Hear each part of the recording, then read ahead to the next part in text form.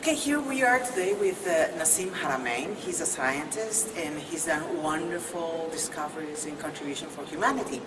So we're going to talk about some very interesting things, but I want to start this interview first and foremost to thank him for all the so many years that he has given of his time to research about so many things that most of people don't get it, like physics and everything, ancient civilizations and things like that. And from all the time that he's given to research, he's come out with very, very interesting and wonderful theories. And maybe one of the most important ones is the geometry of the vacuum. He has decoded, if you let me know because my scientific words are not exactly. Yeah. All good. So decoded the Einstein field theory formula, or the unification theory field theory formula. What? Yes. Yeah. Unification theory. Unification theory. Yeah, that's right. Yeah. Okay, wonderful. So we're going to talk about those things. Yes. I actually want to start with trying to understand what is so important about the findings that you've made about the vacuum and the geometry of the vacuum. Because, most of us, lay people, we don't understand what the vacuum is. Mm-hmm. And worst of all, why is it so important to understand a geometry of a vacuum? What would geometry have to do with a vacuum, and in what way these two things together have any impact on humanity's consciousness? Right. Well, that's a really good question.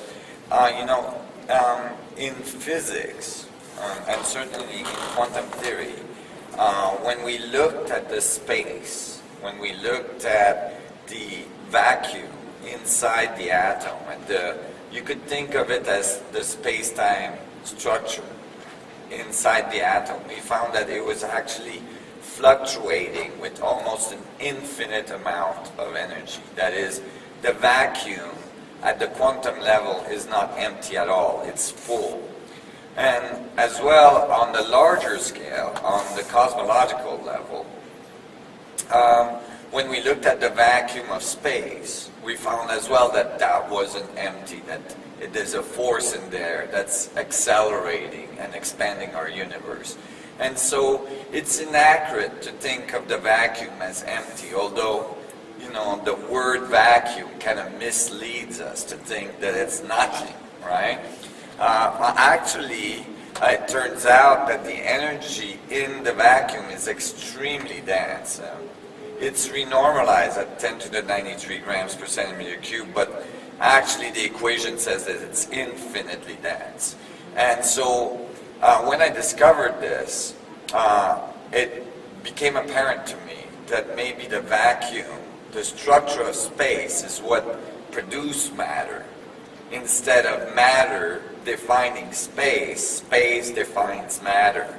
And when I started to think that way, all sorts of really amazing things came out of it. Like, one of them is starting to understand a unification of the forces. In physics, there's a big problem, that is that we have quantum theory to deal with the small stuff, and we have relativistic equation, Einstein's equation, to deal with the big stuff. But the two don't agree. And for the longest time, we've been trying to find a theory that makes the small stuff and the big stuff agree, because the big stuff is made out of small stuff. So there must be a theory that connects the whole thing. That would be a unified field theory. And it's really important, because if we understand how everything connects and how everything works together, then we can understand the fundamental principles of creation. And when we understand the fundamental principles of creation, we can develop technologies that could completely change our whole paradigm.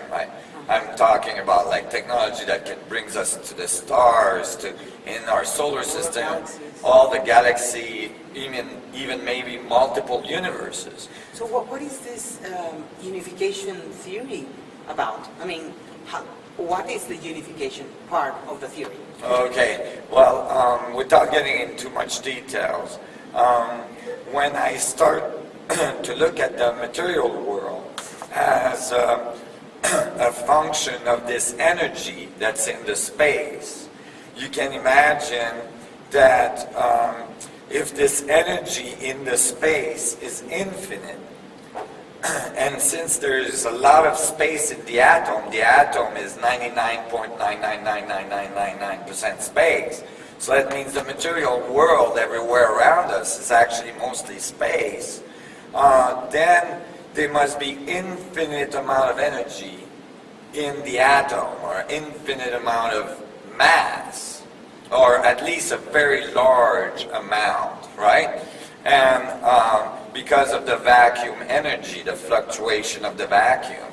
And I start to realize that you could keep dividing the atom, getting smaller and smaller and smaller and smaller bits, and now we're making little particles that are billions of times smaller than the atom, and maybe we were just dividing the space itself, maybe we were just dividing the vacuum itself.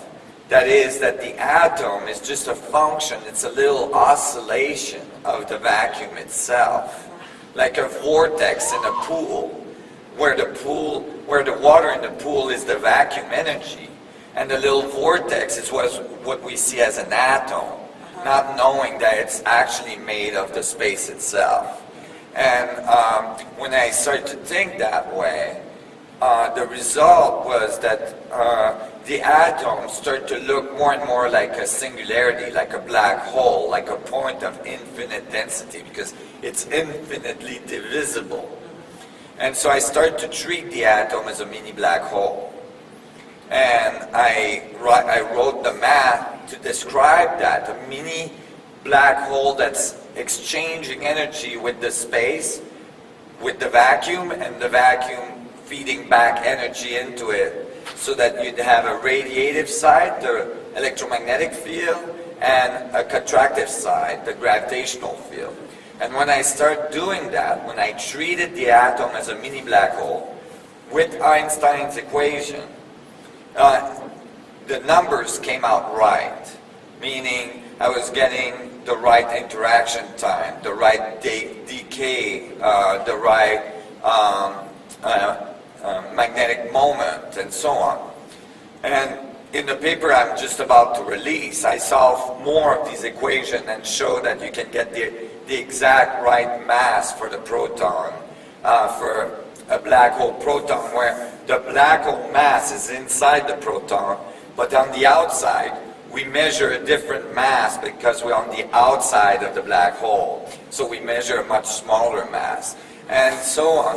And so when you do that, all of a sudden you eliminate a lot of the problems that made it difficult to unify quantum theory with relativistic equation. All of a sudden you're treating the whole thing as a black hole structure. So in one way or the other, the macro and the micro physics came together in a singularity point. That's right, showing that every point is connected to all other points through the structure of the vacuum that surrounds and that's And in that would everything. be, like, you call it oscillation, can I call it vibration? Yeah, So vibrations. vibration oscillation is more or less the same?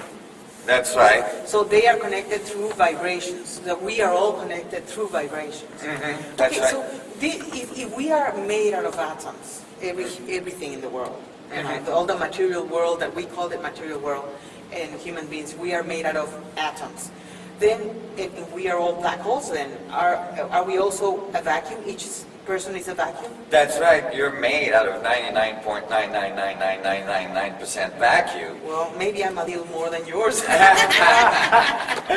And you know, and everything we see, and the only thing that makes it seem so solid is a little electromagnetic vibration of the space itself. And you know, the waves are colliding with each other, so it feels like it's solid and you can't go through it.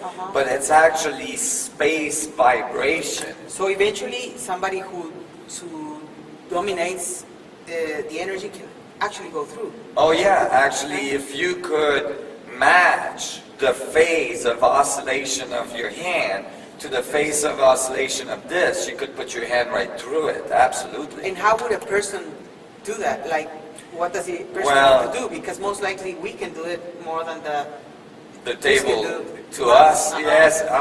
You know, this leads to really what is consciousness, and this is one of the interesting part of this series, that if you're describing everything as oscillating and feeding the structure of the vacuum, and then the vacuum feeding back information to the system, you have that feedback loop that describes consciousness. And when you, so then you realize that actually you are influencing the vacuum, you're influencing these oscillations. So somebody that would be really good at it, like a chi master. When people talk about chi, like flying and dominating, like we see in the movies of the Oriental movies. that's they right. fly, They do all this stuff. That's possible. Yeah, you know, there's been so many masters all around the world, like in all sorts of tradition, that have talked about this energy in the space. They call it chi or prana or mana and all this. And they learn to manipulate it. I can see that somebody could manipulate it strong enough that they could create a phase relationship so that they could put their hand through things. For instance, maybe masters that are healing people and putting their hands through people, that might be how they're doing it, if they're really doing it. Now, like what you have discovered, the many 64 tetrahedrons interacting with each other in this specific formation that you showed us, the structure of the vacuum. In what way does it relate to the mystical, enlightened minds that understand this unification of everything, and that they don't, maybe they don't know the structure, they don't need to know the structure, they just know that that is true? Why do you think this is important to bring it out to the public, for them to know in a scientific way what you thought been able to prove? Right, well, you know, like I said, many masters might have been able to manipulate the vacuum all this time throughout the ages, but by understanding that this is not some kind of esoteric woo-woo thing, that actually they're manipulating the physics of the universe, the way the universe actually works. When we understand these physics and we understand these mathematics, then it becomes available to everybody. Everybody can start to understand that they're influencing the vacuum and the vacuum is influencing them, and they understand the mechanics of it and all this.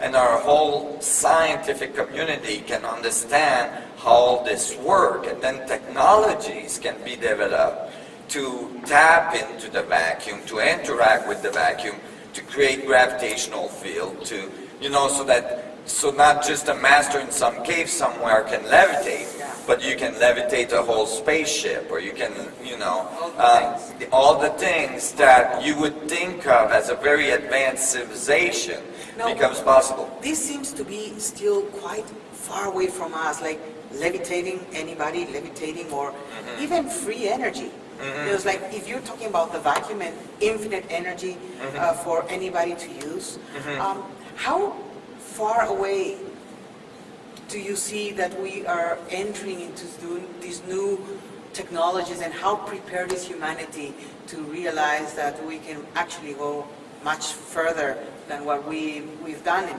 have free energy? Can you imagine what it is to live with free energy? You know, to that question, I usually give an example. Okay. If you were to go to people on that famous lake where the Wright brothers, you know, on that beach where the Wright brothers flew the first plane, and you were to go to the neighbors there maybe 2 weeks before they did it, and you said to them, you know what? In 2 weeks, somebody's going to come here, and they're going to bring a device that weighs thousands of pounds. And just by moving the air around this device, the device is going to lift thousands of pounds and people with it into the air, they would have looked at you and said, "You're crazy. This is not going to happen. And if it happens, it's going to take thousands of years before we can do that."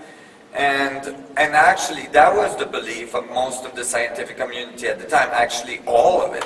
There was many papers written all around the world by top physicists, mathematically proving that you could not lift things off the ground that way. That there was no way you could get air to create enough lift to lift a device on weight, right? That seemed impossible. Yet, 2 weeks later, it happened. And, you know, this is the thing about innovation. What seems impossible today becomes possible tomorrow.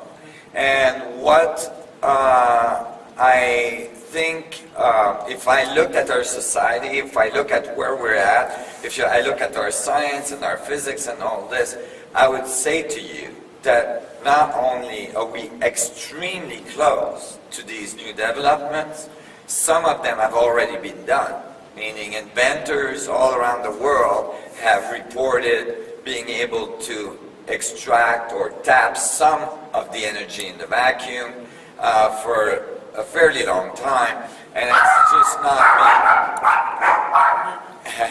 it's just not being possible for us to bring that in our society at this time. But I think we're really close, and our world is about to change dramatically. Anyway. Yeah.